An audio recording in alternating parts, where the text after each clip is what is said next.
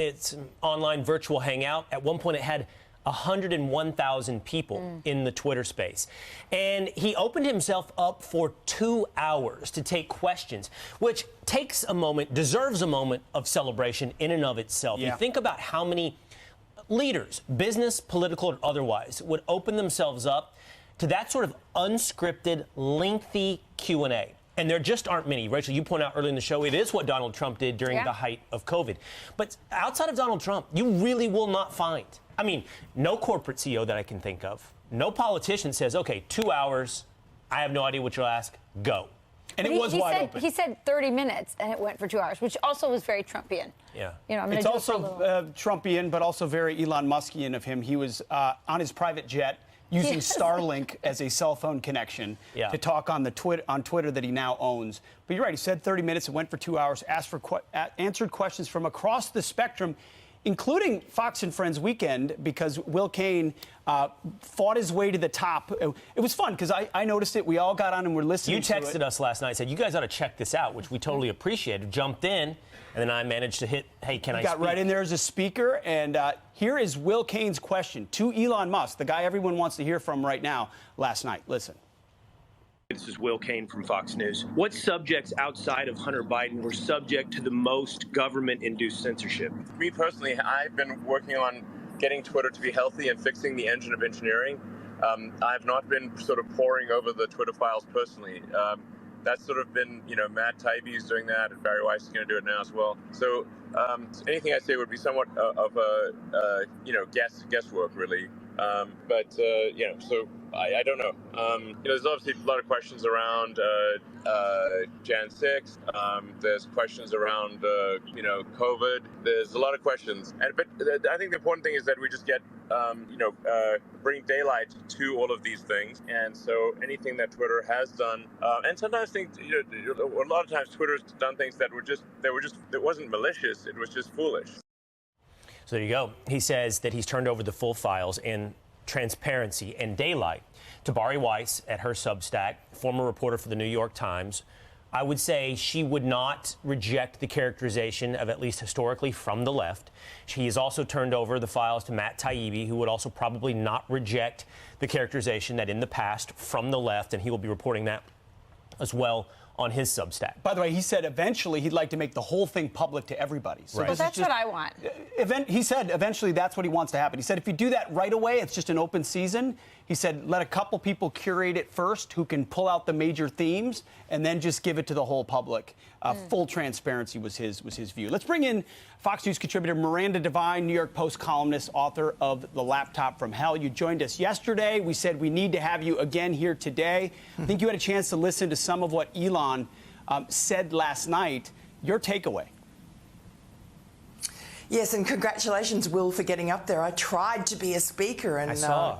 I was waiting on you, actually, Miranda. I saw you in there, and you had the speaker designation. I was like, great! I can't wait to hear what Miranda asked. Oh, did I? You did have the designation for a moment. I'm curious. What would you have asked? I was going to ask about the FBI. It's my complete obsession, and it's the one missing link still.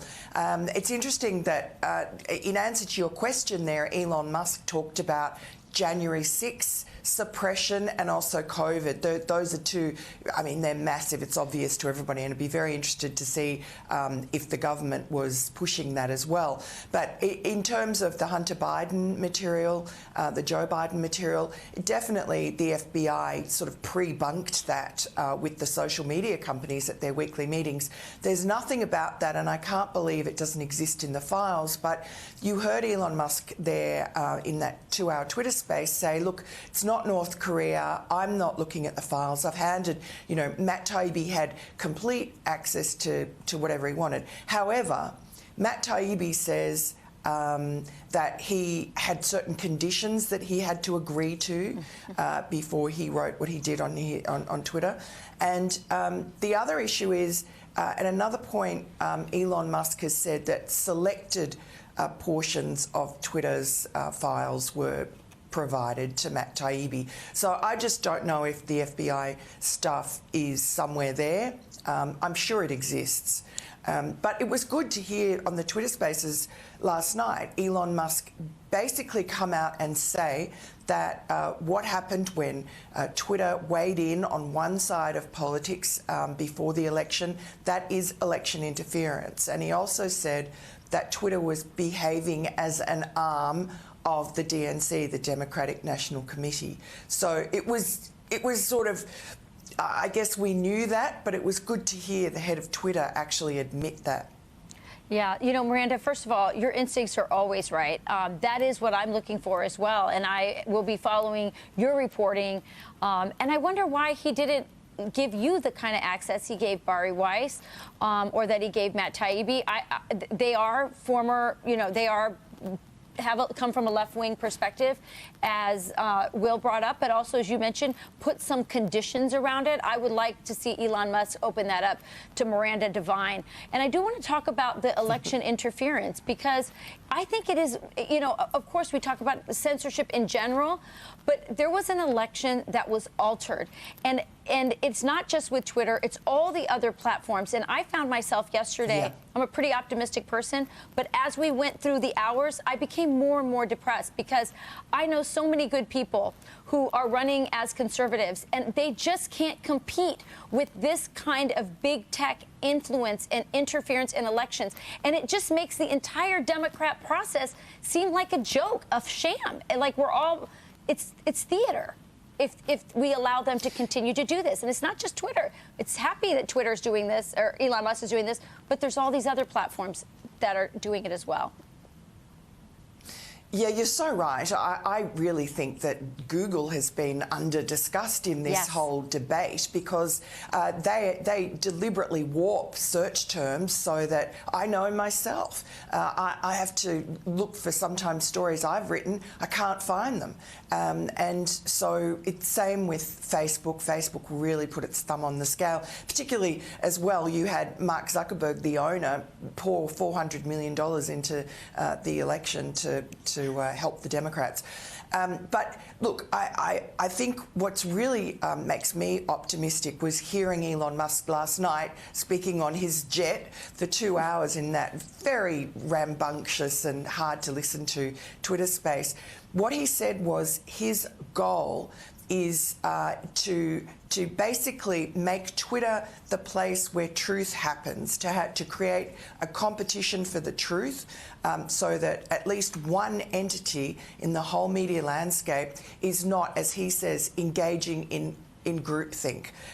He wants Twitter to be the #1 competitor for truth, because it's good business. He says, therefore, the audience will come to Twitter.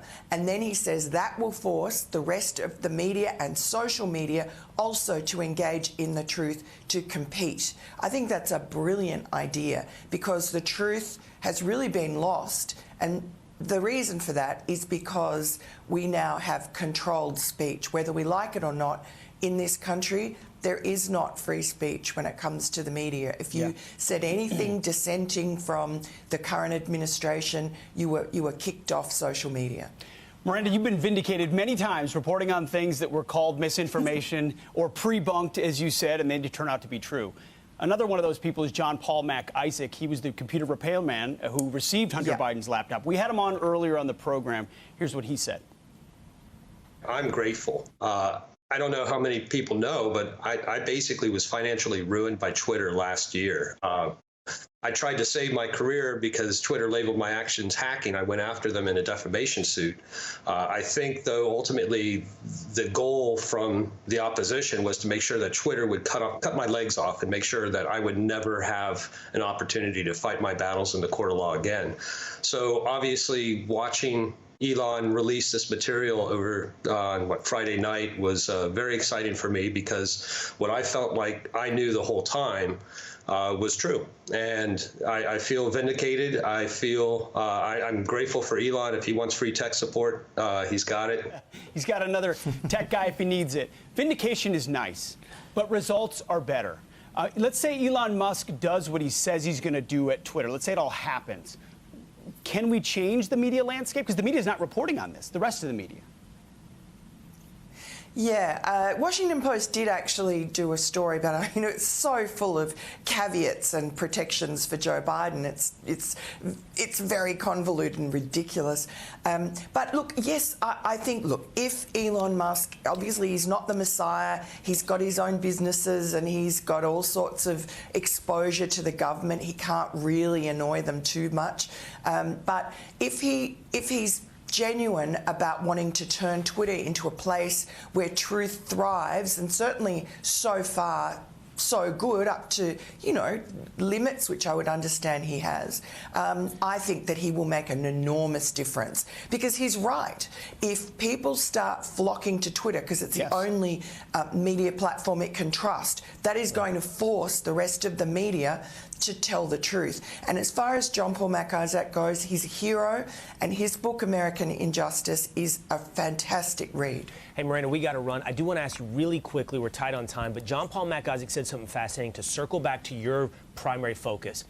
Is there a smoking gun when it comes to governmental connections to the FBI? He said he would doubt that actually exists in the Twitter files because he would anticipate that it would be face-to-face meetings. He talked about Zuckerberg saying they met with Facebook, the FBI, on a weekly basis. Do you share, you're holding, I hear you holding out some hope that there is some digital trail about the government's direct influence. Do you think that could exist? I can't imagine that it doesn't, particularly on